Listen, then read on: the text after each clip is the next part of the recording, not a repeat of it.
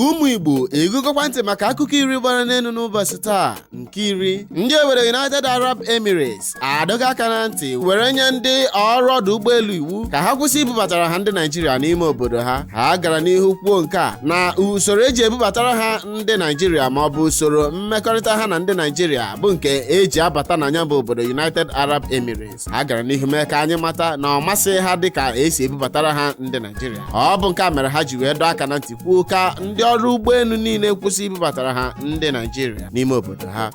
Nke itoolu, osote onye isi Nigerian Union South Africa, otu nke akpọrọ Nusa anaghị ịchafụ, nwoke aha ya bụ Olushola Soroyin, abụrụgo onye ndị ohi gbagburu na mba South Africa. Nke a bịara dịka ndị ohi gara gazucha ya oshi n'ọdụ ahịa ebe ọ na-ere ahịa, nara ya ọtụtụ ego ọ zụtara n'ụbọchị ma nara ya ọtụtụ ihe ndị bara uru ma ekwentị ndị ọ na-ere ere n'ọdụ ahịa ya. Tupu ha pụọ, ha kpụrụ ya bụ nwoke Olushola Soroyin kpumie n'ụsọ wee gbaa anya egbe. Mgbe ozi a ji na-erute anyị aka, ndị uwe ojii nọ na mba South Africa mere ka anyị mata na ha amabeghị ndị kpara ajọ agwa ma ọ bụ ihe kpatara ha ji kpaa ajọ agwa dị otu a, kama ezinụlọ na ndị enyi nwoke a na-ekpe ka mkpụrụ obi ya zuru ike na ndokwa ha mmem.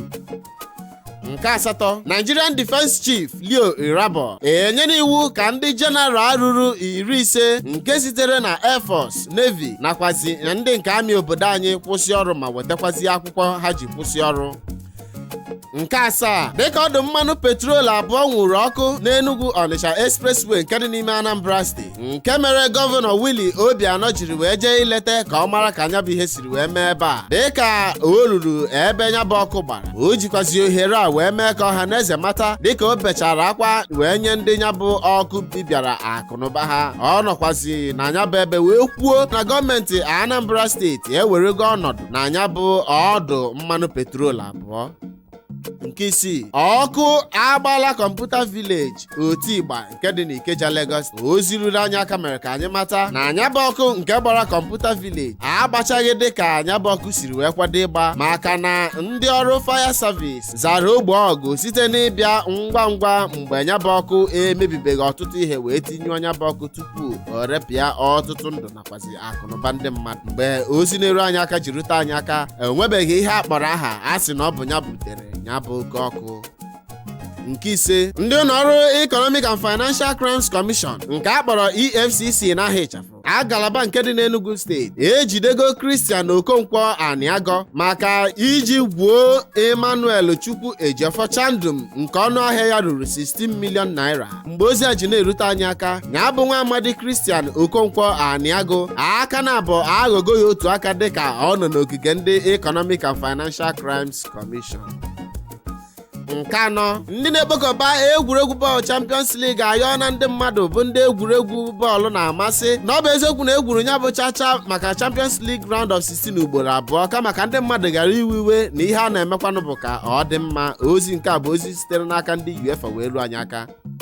Nke atọ, dịka ndị Nigerian Football Federation nke akpọrọ NFF n'aha ịchafụ chụrụ Genatron n'ọlụ ma nye Austin Eguavoen ọrụ ka ọ bụrụ onye isi ndị Super Eagles, ka mere Eguavoen jiri wee kwuo oge ọ na-agwa ndị nta akụkọ okwu. Ọ gara n'ihu mee ka anyị mata na ihe ọ bịara ime na otu Super Eagles bụ ka ọ zaa ọzọ Igbo ndụ, maka na ọ ga-eme ihe pụrụ iche dịka onye isi Super Eagles ewere ọfụ n'ọlụ. Nke abụọ, Kofi Olomide bụ onye Congo bụkwazi onye nke na-agụ egwu iche na mmadụ bụ egwu Makosa abụrụgo onye ụlọikpe nke dị na mba France tụrụ nga ọnwa 80 maka ime ndị na-agbara ya egwu akaje nakwazi ịkwa ha iko n'ụzọ dịgasị iche iche. Ọ bụ nke a mere ụlọikpe ahụ nọ na France jiri wee tụọ Kofi Olomide nga ọnwa 80.